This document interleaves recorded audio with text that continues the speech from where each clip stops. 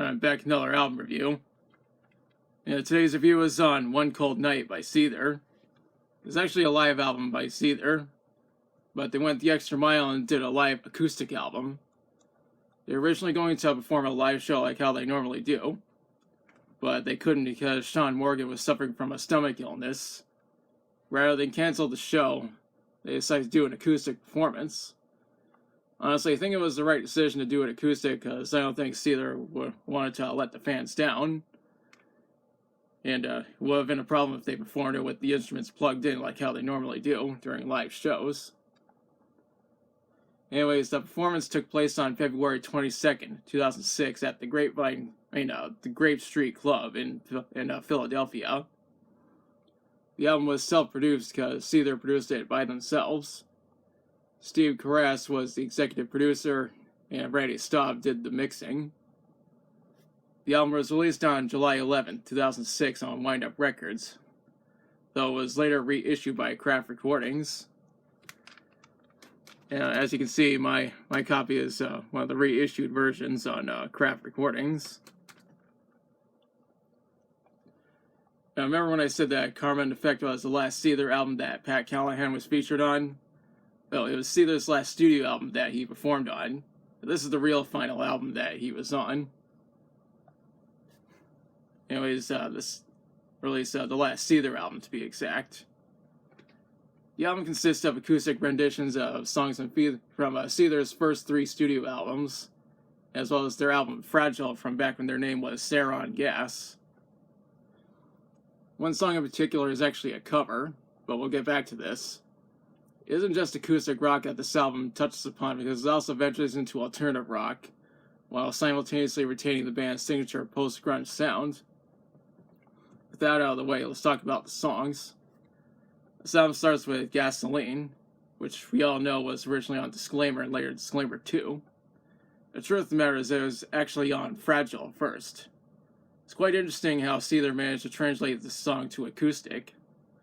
Just listening to it, you can hear that Sean Morgan isn't singing as loud as he normally does because of the stomach illness, which is understandable. Regardless, this is a great version of Gasoline, and we're only getting started.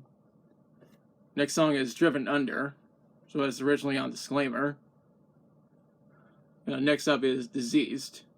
The original version was on Karma and Effect. Up next is Truth. It's another song that originally appeared on Karma and Effect. On top of that, Truth has always been one of my favorite Seether songs, and it defines everything that's awesome about post-grunge. After that is Immortality. This is actually a cover of the song by Pearl Jam, and it first appeared on their '94 album, Vitalogy. It's a great song, and it's awesome hearing Seether covering it, especially since Seether went the extra mile and did an acoustic version. It makes sense why they cover the song, because Pearl Jam is one of the bands that they took influence by. One of the bands they took influence from, especially when it comes to their earlier work. It followed up with Tied My Hands.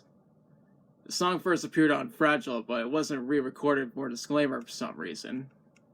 Regardless, it's great that there's an acoustic version on this album. Now it's followed up by Sympathetic. The original version is on Disclaimer, and I talked about it when I reviewed Disclaimer 2. After that is Fine Again. The song first appeared on Fragile, but was re-recorded for Disclaimer. I talked about the song when I discussed Disclaimer 2. That being said, the song translates quite well to acoustic. Next song is Broken. The original version is on Disclaimer. For some reason, Pat Callahan and Dale Stewart switched instruments for this song.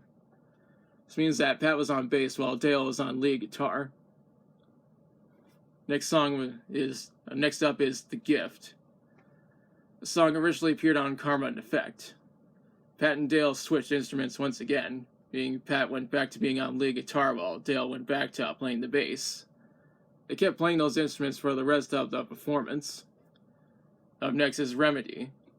I mentioned before, this is one of the first Seether songs I ever listened to, and it first appeared on Karma and Effect. It's quite interesting to hear how this album translates to acoustic. Next song is Plastic Man. The song was originally on Karma and Effect. It's just that it doesn't have the 5 minutes of silence this time around.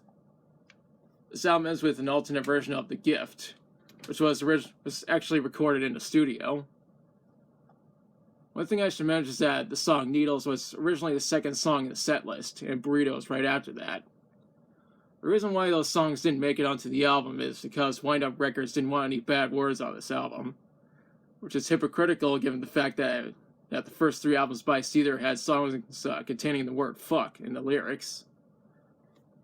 When doing my research, I read this album peaked at number 50 on the Billboard 200 and number 20 on the US top rock albums.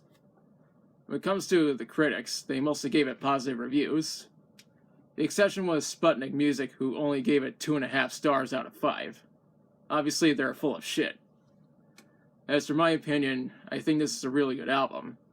I really like how Seether managed to translate these songs to acoustic, and they knocked it out of the park when they covered Immortality by Pearl Jam. I highly recommend this album. Now's the part where I question you. Have you listened to One Cold Night? If so, what do you think about it? What's your favorite song from it? How well do you think Seether translated these songs to acoustic? What other songs do you think they should have covered? Do you think Needles and Burrito should have been included on the album? Let me know in the comments. If you liked the video, be sure to like, share, and subscribe. Be sure to press the notification bell to notify future uploads. Thanks for watching, and I'll be back soon with another review.